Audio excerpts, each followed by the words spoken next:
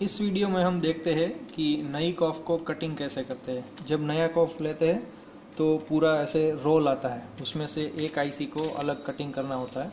Cutting ध्यान से करना पड़ता है क्योंकि अगर टेढ़ा मेढ़ा कट हो गया तो उसके ट्रैक ख़राब हो सकते हैं और फिर बॉन्डिंग करने में दिक्कत होगी। ये टेप कटर है आईसी को कट करने के लिए। तो इसके ऊपर आईसी का जो बॉन्डिंग एरिया होता है वो मैं पहले आपको बता दूं कि इधर जो है यहाँ पे डमी एरिया है, एक्स्ट्रा है, ये डमी एरिया है। इधर पीसीबी के ट्रैक है सारे और इधर की साइड में ग्लास ट्रैक्स हैं और ये बीच का सब डमी एरिया है। तो हम उस तरह से इसको कटिंग करते हैं। पहले मैं यहाँ से जो ये डमी पोर्शन है उसको अलग कर देता हूँ।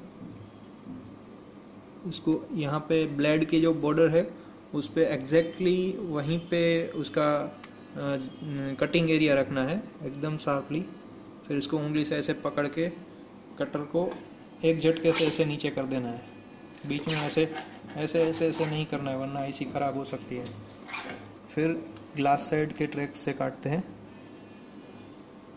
तो एग्जैक्टली जहाँ से ग्लास ट्रैक शुरू होते हैं वहाँ पे उसको सेट करते हैं ब्लेड के बॉर्डर के ऊपर और ऐसे पकड़ के फिर इसको एक झटके से ऐसे काट देते हैं।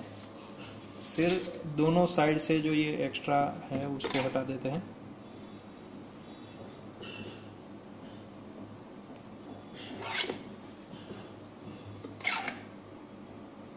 तो ये आईसी कटिंग होके रेडी हो गई। तो इस तरह से संभाल के, बहुत ही संभाल के कटिंग करना है क्योंकि अगर ये ग्लास साइड का ट्रैक्स ठीक से कटिंग नहीं हुआ है तो बॉन्डिंग करने में परेशानी होगी और शायद रिजल्ट भी नहीं आएगा।